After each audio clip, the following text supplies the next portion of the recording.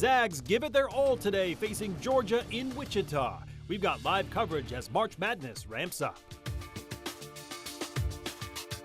And the Women's Sweet 16 and Elite 8 games are coming to Spokane, but with big sporting events also comes extensive planning and even protective measures. Our active weather pattern continues as rain and mountain snow return to the inland northwest tomorrow. More active weather arriving this weekend. Good evening and thank you for joining us on KREM 2 News at 5. I'm Mark Hanrahan. It's good to have you here. I'm Whitney Ward. We are starting off tonight with the latest March Madness updates as the Zags scored their first win in the tournament today.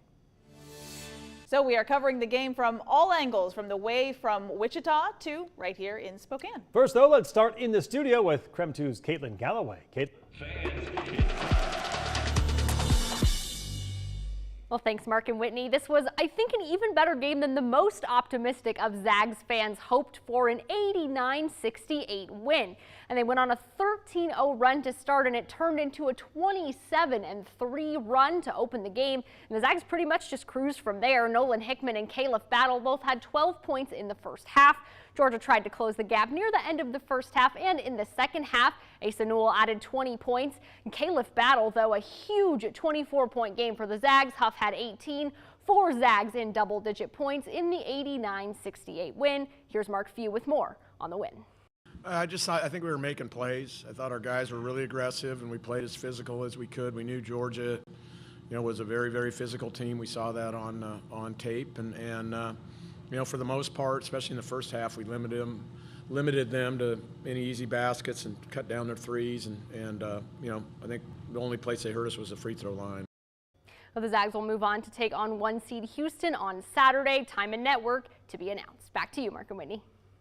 Thank you very much. And as Gonzaga moves on to the second round, they face one of the most dangerous teams in the country. Yeah, the Zags will take on number 1 seed Houston on Saturday after they beat SIU Edwardsville today. Houston has been one of the best teams over the past few tournaments. They've made it to the Final Four, Elite 8, and the Sweet 16 3 times in the past 5 years. Now, we're not sure exactly what time they will play on Saturday yet, but of course we'll update you just as soon as we have that information.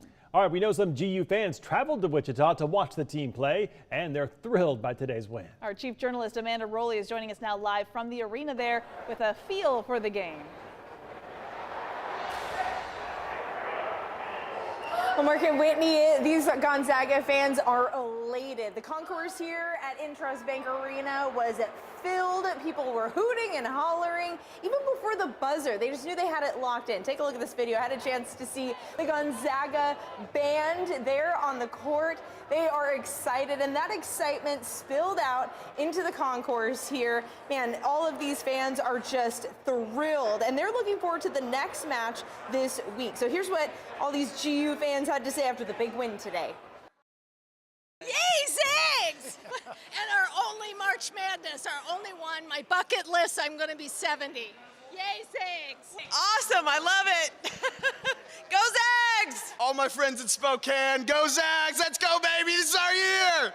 Couldn't be prouder. Just waiting for the Houston game, and let's go Zags and beat those Cougars, right? Keep bringing your A game, Zags. Yeah. Now, some of the fans that I talked to actually aren't from the Spokane area. They all traveled from here in the Midwest area, so they were happy to be able to see the Zags play here a little bit closer to home. Not bad seeing them win as well. Reporting in Wichita, Amanda Rowley, KREM 2 News. Always more fun when we're winning, Amanda. Thank you very much. Well, if you want even more Gonzaga coverage going into March Madness, check out our Locked On Zags streaming right now on KREM 2+. Just download it on your TV and start watching for free. All right, let's take a quick break from the headlines to talk weather because it's been a bit of a breezy day today. Yeah, a little bit of rain, some grapple out there. So let's check in now with our chief meteorologist, Jeremy Legoo. Well, next couple of days, more of the same. I think a little bit of a break on Saturday, but overall, it looks like the active weather sticks around. 47 degrees right now and a couple of breaks in some of those clouds. We topped out at 49. Not all that bad, especially considering average right now is about 50 degrees. So we're pretty close to normal in this weather pattern. We have a pretty decent stream of moisture moving its way ashore, and that is another round of rain and mountain snow.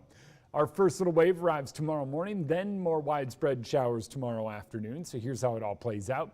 Notice a little overnight, that's that first push of moisture, moves up into the mountains early tomorrow. Then we wind up seeing serious rain tomorrow evening. It's really going to be coming down, and that persists through Saturday morning before exiting the region. Saturday, a mix of clouds and sun and somewhat cooler temperatures. That's partially because of the wind ushering in a cooler air mass and the increase in cloud cover. 50 tomorrow, 49 on Saturday. Sunday, a little bit cooler with that next round of rain moving in. Next week, still looking warmer, but not quite those 70s we initially anticipated. Unfortunately, that's what happens when you jump the gun in a forecast. We'll talk why we're not getting as warm and how warm I think we're going to get. That's coming up in a couple minutes. All right, Jeremy, thank you very much. And our crews in Wichita caught up with Phil McCarthy, whose family name, of course, graces the athletic center at GU. He was very excited about the Zags playing.